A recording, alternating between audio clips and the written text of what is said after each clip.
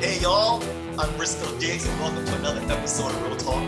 Today I have with us a special guest because people don't realize that what happens in front of the camera, there are a lot of people behind the camera making that all possible. Our crew members are artists as well.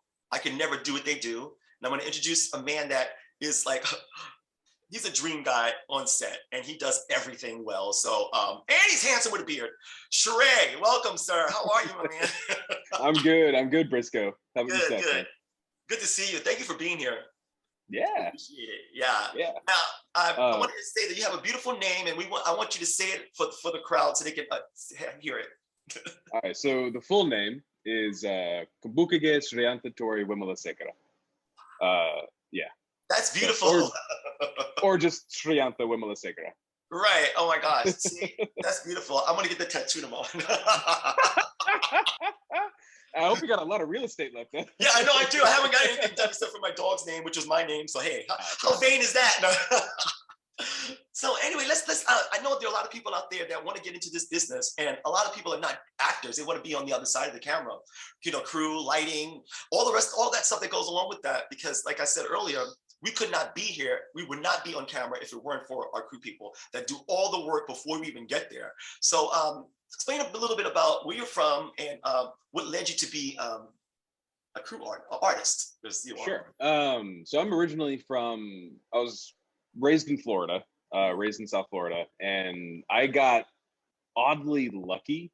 There was a weird charter school out in Lake Worth, Florida, that was specifically tailored for film, television, and theater production. So I kind of got into this whole world super early. Did 4 years, did my high school career in that film world, which was great because it led me to PA on a lot of big shows that were coming through, and kind of just start getting my toes wet and experience. And then I did 5 years of film school out in Orlando. Yeah, I've been so young though to do all this already. decade. Like you said, you started young, so no wonder. Yeah. So yeah, and then I came out to LA after finishing film school, after meeting a couple of DPs for Nat Geo out at Burning Man one year. Oh wow! It was great. Like now we shoot documentaries for Burning Man every year. I love that.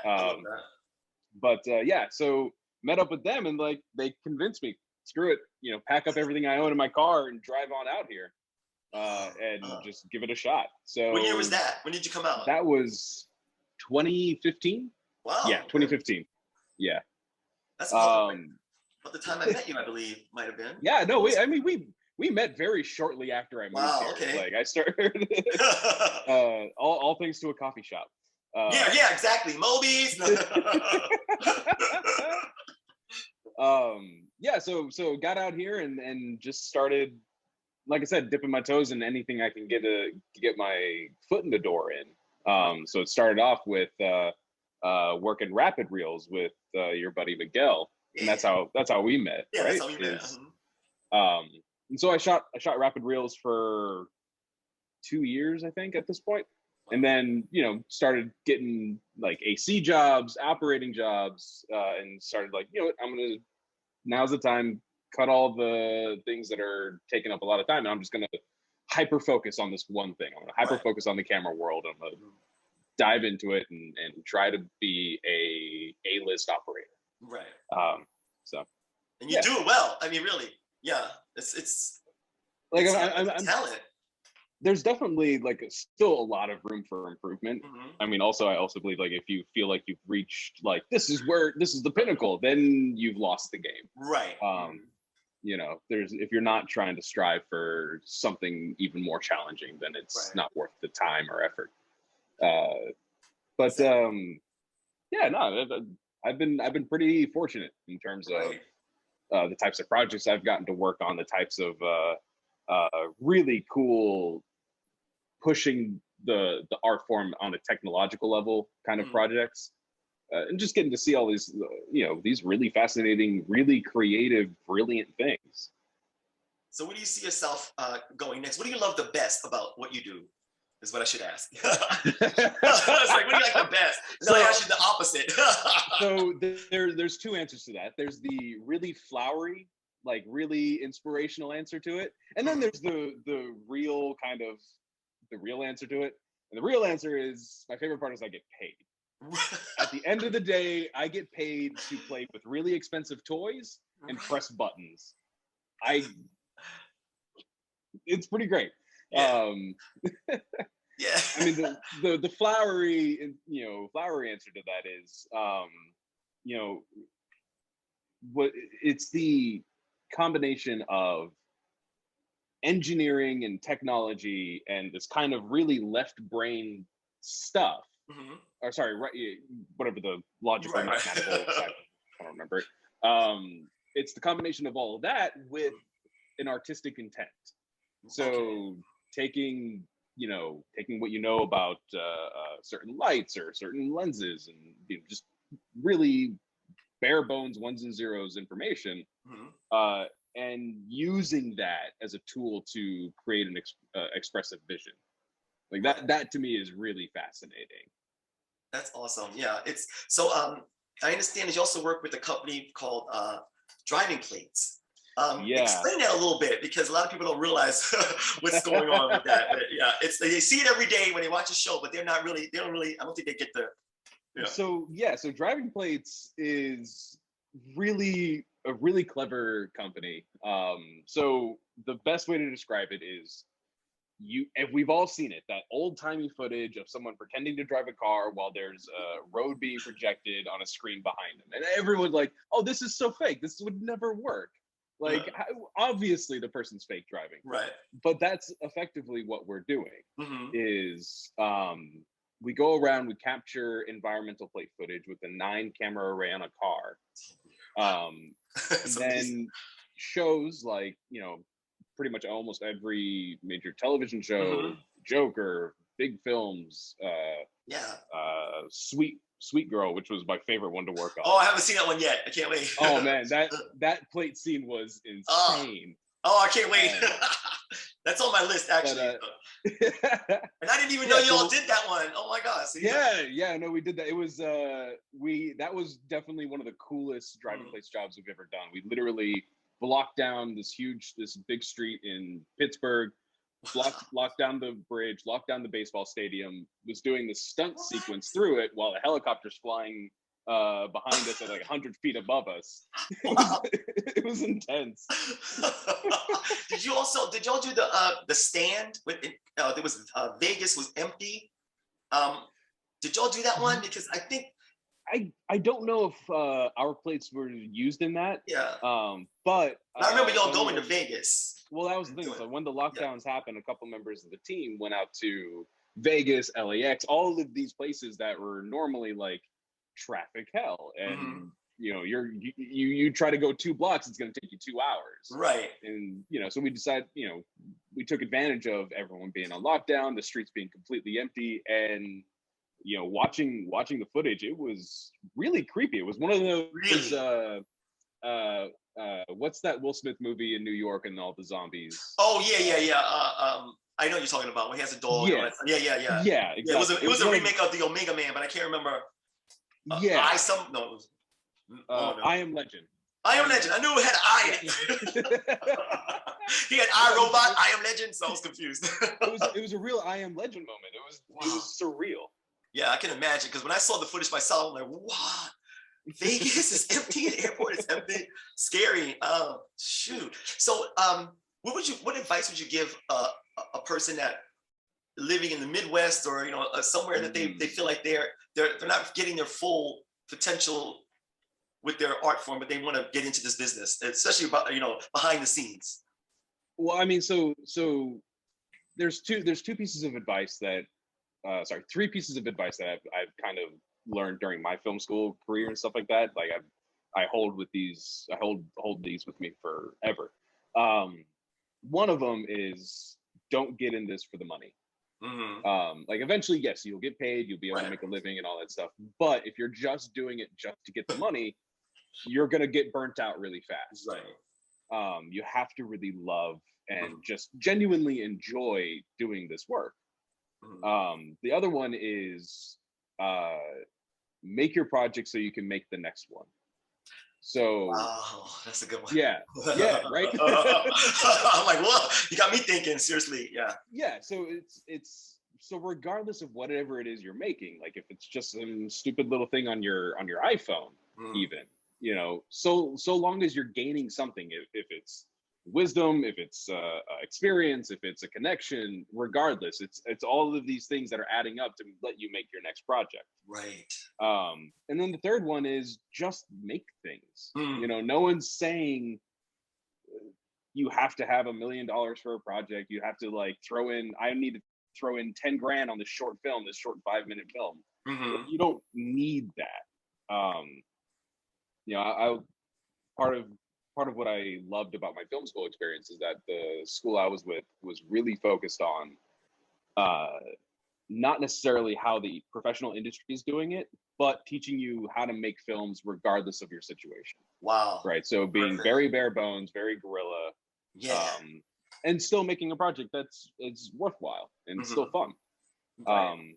So, you know, for the people out in the Midwest or, you know, out in BFE nowhere, you know, who want to get into this, like just grab a camera, even if it's your phone. And just start making things. It doesn't have to be amazing. It doesn't have to be Oscar worthy. As long as you're making things, that's all that matters. Because every single time you make something, you're going to learn, you're going to get experience, you're going to develop relationships. And you can, you know, all that stuff carries over regardless if you want to do the industry here in LA, if you want to do it in New York or Atlanta or, you know, Mexico. Yeah. Like you said, I'm not going to give the tagline from some sneaker company, but it is just do it. Seriously, you're right. Yeah. Just make content. I used to hold myself back thinking that way, thinking like it has to be perfect, it has to be this, and then you know, of course, Miguel was that voice in my head. I was like, just do it. You're never gonna know. I mean, we all get stuck in it, right? We all get stuck in the I just want this one to be perfect. I want this. This is my passion baby. Right. And you know, we let ourselves find excuses. Oh, I need this to happen before I can make this project. Or I need that to happen before I make this project. I've been stuck in that for years, like, you know, but finding those group of people that you can just like, screw it, I don't care. We're gonna shoot something on a phone. Yeah. Our like-minded people will find each other. It's so weird how artists find each other. So it's kind of interesting that way. For sure. Yeah. Do you have anything else coming up, like that you might want to talk about, or maybe not? I mean, we're still, what is it? A buddy of mine who's a director I've been working with for years. We've been developing a feature film, sort of semi-funded so far.